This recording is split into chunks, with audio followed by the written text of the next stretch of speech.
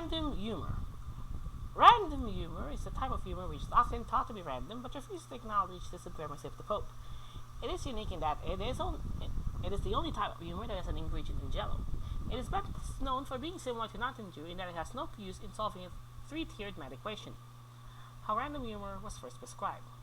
Random humor was prescribed by Dr. Jan Mellencamp to the mayor of Amsterdam in 1973 as a treatment for ghost liver, a serious condition where your liver attempts to pass itself off as a kidney and otherwise refuses to be a productive member of society.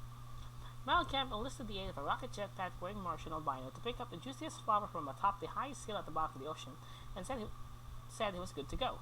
I can now offer the famous thumbs up, a term invented for the purpose of this article.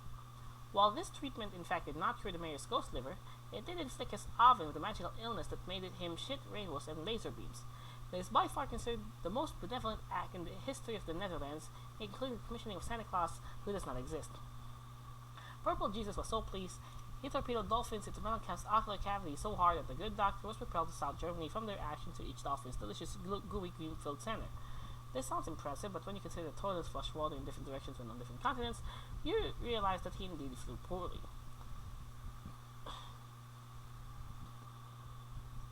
While in Germany, Mellencamp legally changed his name to Fitzgerald P.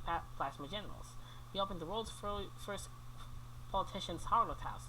This unselfish act earned him the Congressional Medal of Goddamn, 35 gold pieces, and a +3 adamantine rancer of shocking burst. This rancer was donated to the Count Chocula Museum of Natural History through the creator's abdomen.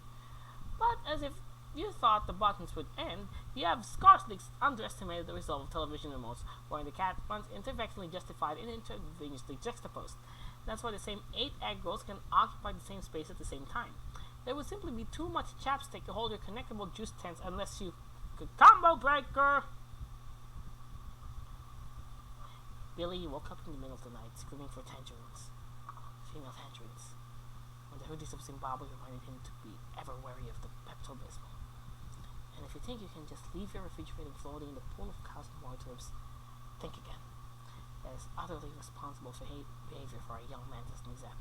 Had twice and 3 times sideways.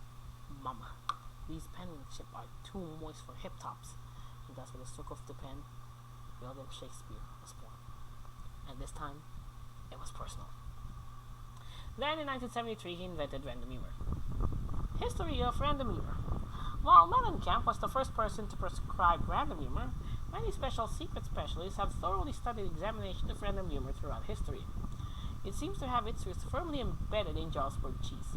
The most famous event that is hotly debated is the possibility random humor surfacing becoming involved in 1899 when a death zone fought a Pikachu to the death. Sexually, if random humor was not invented in the future, there is no way the Dachshund could have won, and that's a medical fact.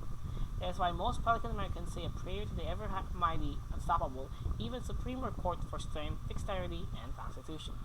Being a court and not a cosmic orangutan, it is doubtful random humor has even come into existence in the first place. Another event which can be attributed to random humor is the infamous Axis of Evil hot dog eating competition of 1996. In this year, Pink Floyd did not enter, thus ensuring a win for Bob Dole, even though their blood feud over the hotly controversial Corn Pops incident of 1971 had simmered to the point where they were now on speaking terms again. However, he did eat hot dogs on his own time on stage, where he performed like a sugar-covered cigarette in a professional wrestling match. The reason?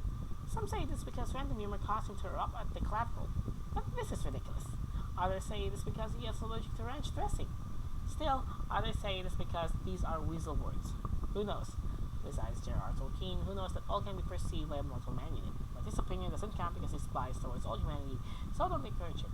Smartass, or he'll never break his caramel-covered coffee bean addiction. A very notable moment of random humor was when a group of enraged Rubik's Cubes protested the second coming of Norman Osborn and used their nuclear french fries to uncover the many penis that lay within the sea anemone that love to eat homosexual dog turds for the third bunch of the ninth day of dumbass. The problem? Novocaine only comes in 2 measly flavors.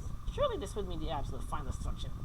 The armies of the dreaded window basket began to converge on the western perimeter when an outstanding old chap tore through in a gas-powered ukulele, killing 40% of them in 3/10 of the time it would take to squish an onion with your bare hands. Lamps! Mommy, the pizzas are escaping! replied Johnny after choosing another duck flag. But this was the last thing ever observed by the Hubble Space Telescope, and a bag of kittens wafted deliciously through the angry barcodes. Ding! Frogs are done. That'll be 49.7-year-old Jack Cassidy. If you return again, I shall be forced to take drastic measures. Facetious size. Not quite a very word like it is sometimes not very funny Mark, due to ME260's maximum velocity. Do not forget that the Shakespearean monkeys are eating your soul due to the fact that the copper war tried to have sex with my combine while the tractor watched. Anyway, the reason Tojo was so upset was because the thought was illegal to feed your dog, and they still mad at the guy that died those dogs paid.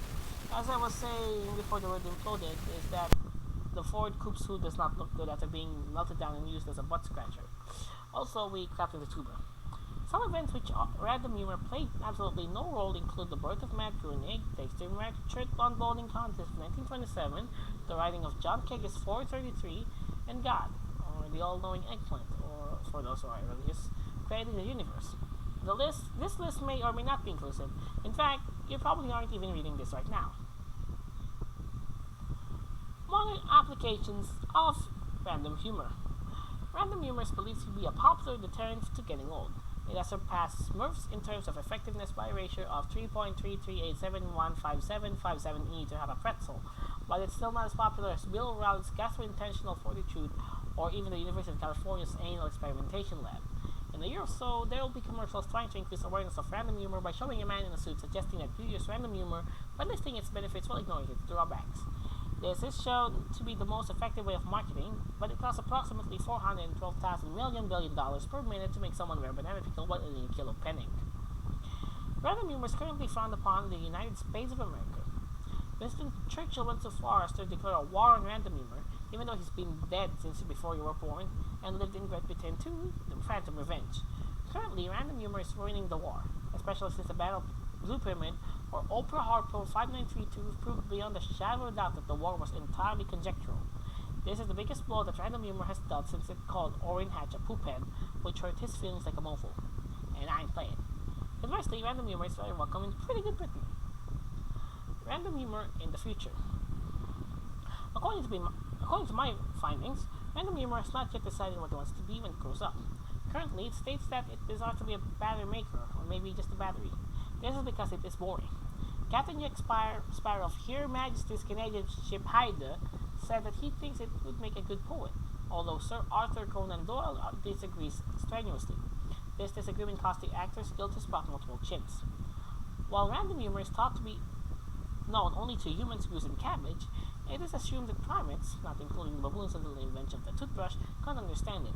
In addition, it is expected to be translated into quail in the year 2100. It is not known whether quails play at random humor or not, but so far the outlook is not good. Dan Quayle does not understand random humor in the least.